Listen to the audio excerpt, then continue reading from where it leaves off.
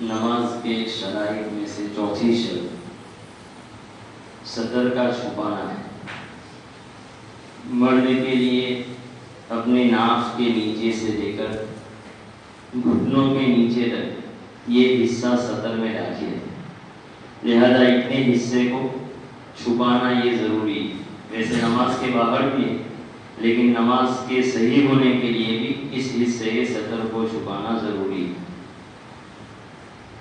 اور عورت کے لیے سوائے چہرہ، دونوں ہاتھ گٹوں سے نیچے یعنی ہتھیلی والا حصہ، اور دونوں پیر ٹخنوں سے نیچے پنجے والا حصہ، اتنا حصہ سطر میں داخل نہیں ہے۔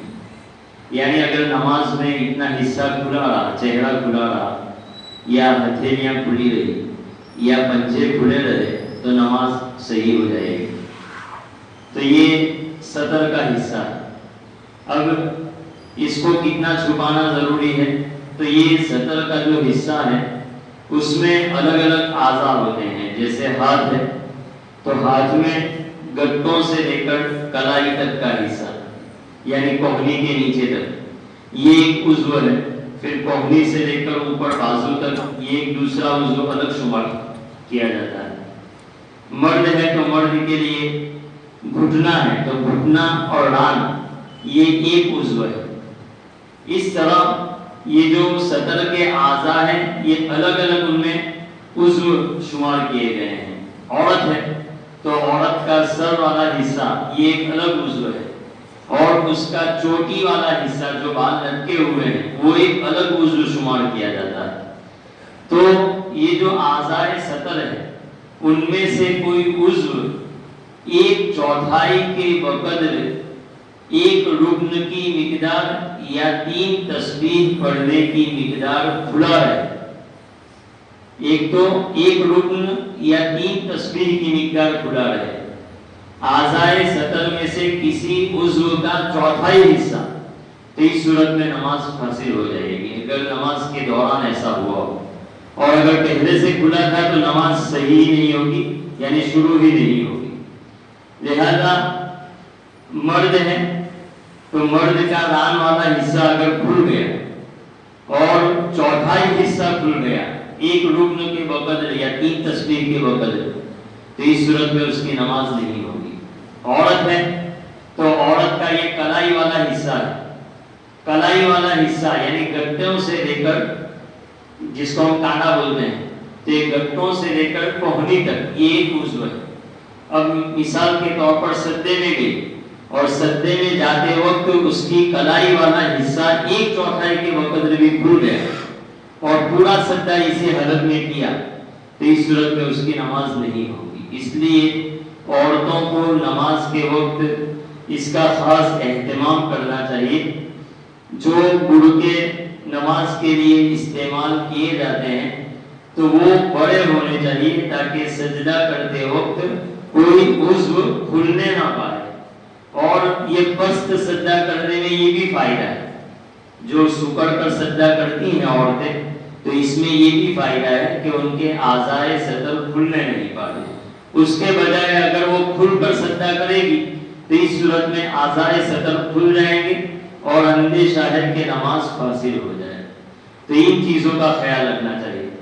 اور جب بہت سارے نوجوان بھی ٹی شرٹ وہ اس طرح کا پہنتے ہیں کہ جب سجدے میں جاتے ہیں تو پیچھے والا جو ان کا حصہ ہے وہ کھل جاتا ہے اور لوگوں کو نظر آتا ہے۔ تو اب یہ ناف کے نیچے سے لے کر شرمگاہ تک کا حصہ آگے والا اور پیچھے کمر والا حصہ یہ ایک عضو ہے۔ اب آپ سجدے میں گئے اور جتنا حصہ کھل گیا وہ اس پورے حصے کا چوتھائی ہے، ایک چوتھائی، تو اس صورت کے اندر نماز فاسد ہو جاتی ہے۔ اس لیے ان چیزوں کا خیال رکھنا چاہیے۔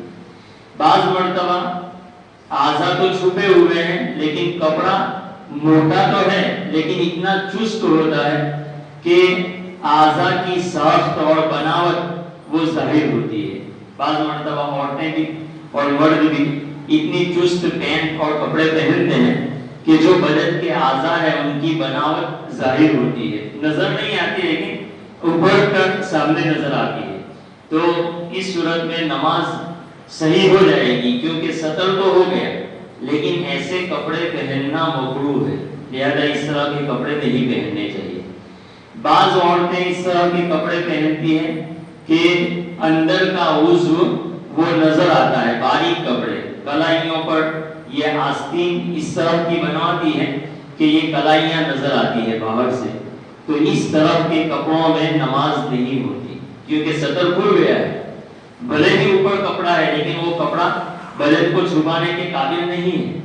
اسی طرح اگر سر پر اوڑھنی ڈالی ہوئی ہے نماز کے دوران برقع ایسا استعمال کرنا چاہیے یا اوڑھنی کہ اندر کے بال نظر نہ آئے۔ اگر باریک اوڑھنی استعمال کی ہے اور اندر کے بال نظر آ رہے ہیں تو اس صورت میں بھی نماز نہیں ہوگی، کیونکہ سطر کھل گیا۔ یہ ایسا کپڑا ہے کہ جو عضو کو چھپانے کے قابل نہیں ہے، ان چیزوں کا خیال رکھنا چاہیے۔ اسی طرح بہت سارے لوگ ٹخنوں سے نیچے تک پینٹ پہنتے ہیں اور اس حالت میں نماز پڑھتے ہیں، تو ٹخنوں سے نیچے پینٹ کو لٹکانا یہ مکروہ ہے اور اس منع کیا گیا ہے۔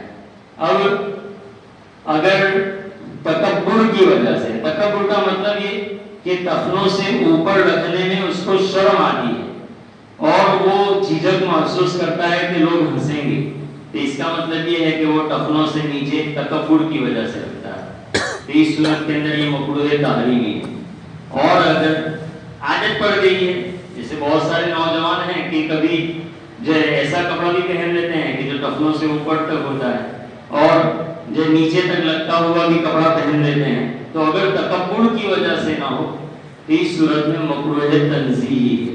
تو نماز کے لیے جب کھڑے ہوں تو اس وقت اپنے جو پائچے ہیں اور کپڑے کرتا جو ہے تو وہ اگر ٹخنوں سے نیچے لٹکا ہوا ہو تو اس کو اوپر چڑھا لینا چاہیے۔ اب نماز کے دوران یہ مسئلہ بھی آتا ہے کہ اگر اوپر چڑھا لیں گے یہ کرتے کو تو اس صورت میں بھدی حیت معلوم ہوگی، اور جب ہم اس طرح اس حالت میں لوگوں کی تقریب میں نہیں جاتے تو اللہ کے سامنے کیوں کھڑے رہیں؟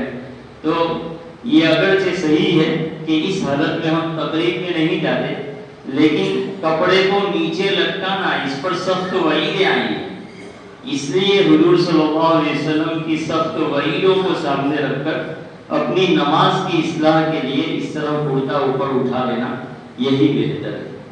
ایک مسئلہ یہ پوچھا گیا تھا کہ جمعہ کے دن خطبہ ہوتا ہے تو خطبے کے دوران جو دعائیں آتی ہیں تو ان دعاؤں پر زبان سے آمین کہہ سکتے ہیں یا نہیں کہہ سکتے؟ تو زبان سے نہیں کہہ سکتے، ہاتھ اٹھا کر بھی اور ہاتھ اٹھائے بغیر بھی زبان سے نہیں کہہ سکتے، البتہ دل ہی دل کے اندر آمین کہنا یہ جائز ہے، دونوں خطبوں کے دوران بھی اور جب خطبے کے اندر جو دعائیں آتی ہے تو بعض مرتبہ ایک خطبہ مکمل ہوتا ہے اور دوسرا خطبہ بھی شروع نہیں ہوتا، اس وقت بہت سارے لوگ ہاتھ اٹھا کر دعا مانگتے ہیں، تو یہ صحیح نہیں ہے، بلکہ دل ہی دل کے اندر دعا مانگ لیں۔ اللہ تعالیٰ